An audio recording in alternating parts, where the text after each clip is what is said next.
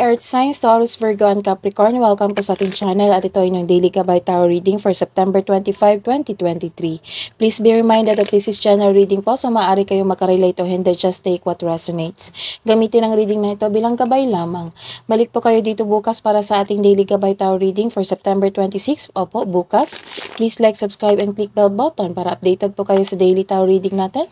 Maraming salamat po. Para po sa gusto magpa-reading, maaari nyo pong makuha ang link nasa description box po ito. Message nyo lang po ako sa Messenger. Maraming salamat po. Spirit guys, ano po ang ganap today sa araw na ito, September 25, para kay Taurus, Virgo, and Capricorn? Ganap po nila.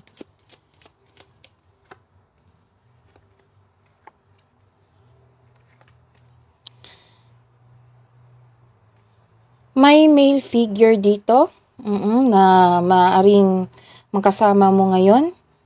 It might be your father, kuya, tito.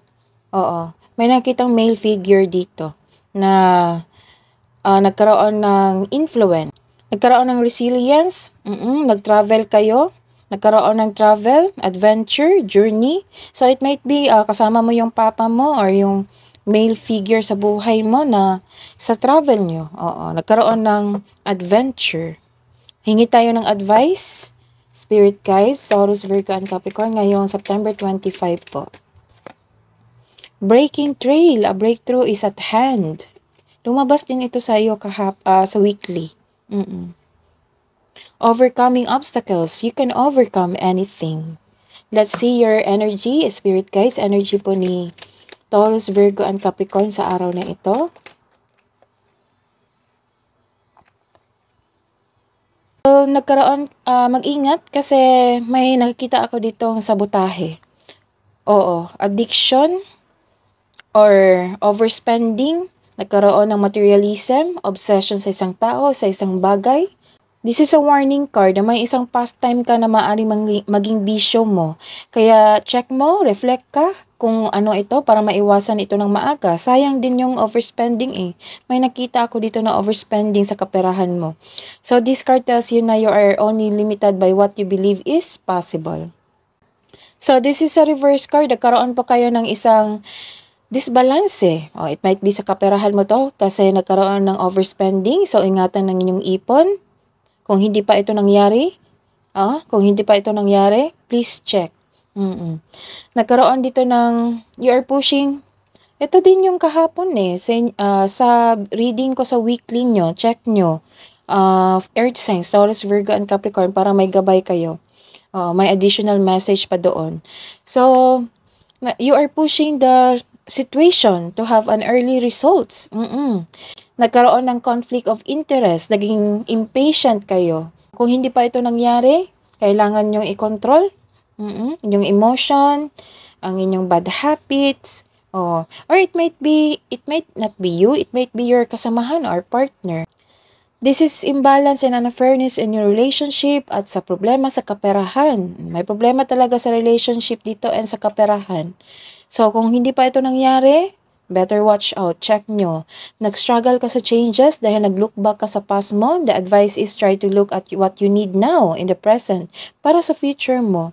Don't worry kasi nakita ko dito na you are guided to find peace. Basta iwasan mo lang ito. Kung hindi mo maiwasan, then pag-isipan ng mabuti para hindi ito mangyari ulit. Let's see your career and money. Career and money po ni Taurus, Virgo, and Capricorn ngayong September 25 po.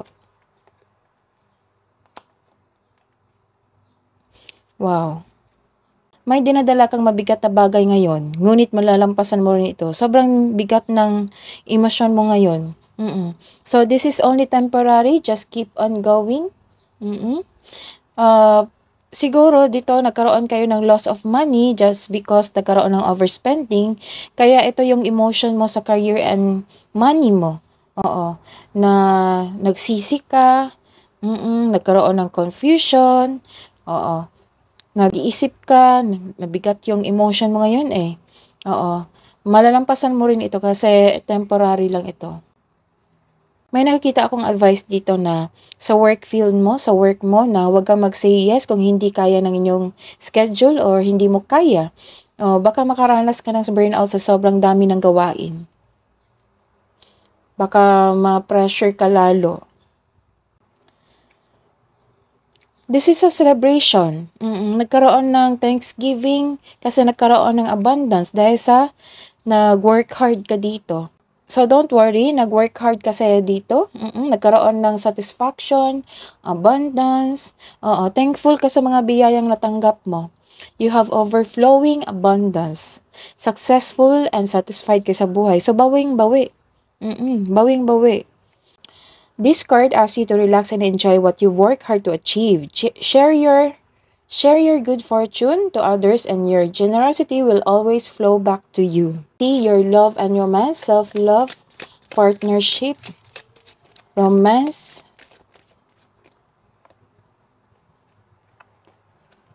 Wow.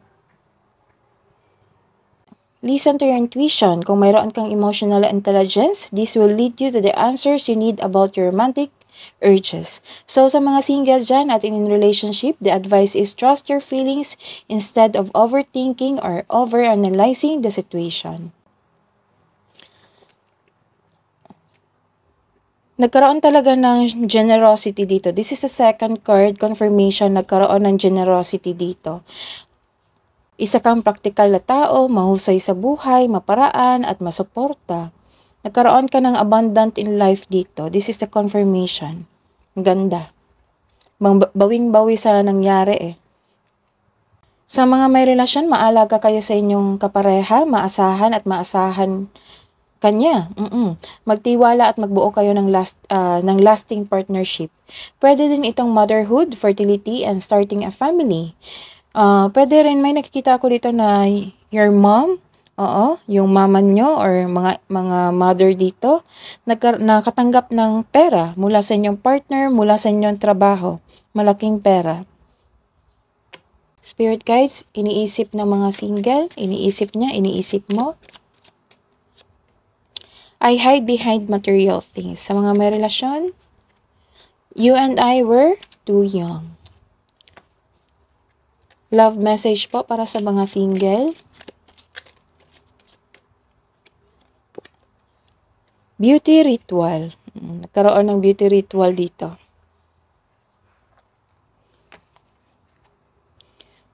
Love message po para sa couple natin na Taurus, Virgo, and Capricorn ngayong September 25. Clarity. Take time to think about your situation to gain clarity. Kabuang message po, kabuang advice nyo po para kay Taurus, Virgo, and Capricorn ngayong September 25. Step out of your comfort zone. Message from Moon Cycles. Message from Archangel Haniel. Notice how the moon affects your energy and manifestation and capitalize upon these cycles. I advise na magbilad kayo sa moon.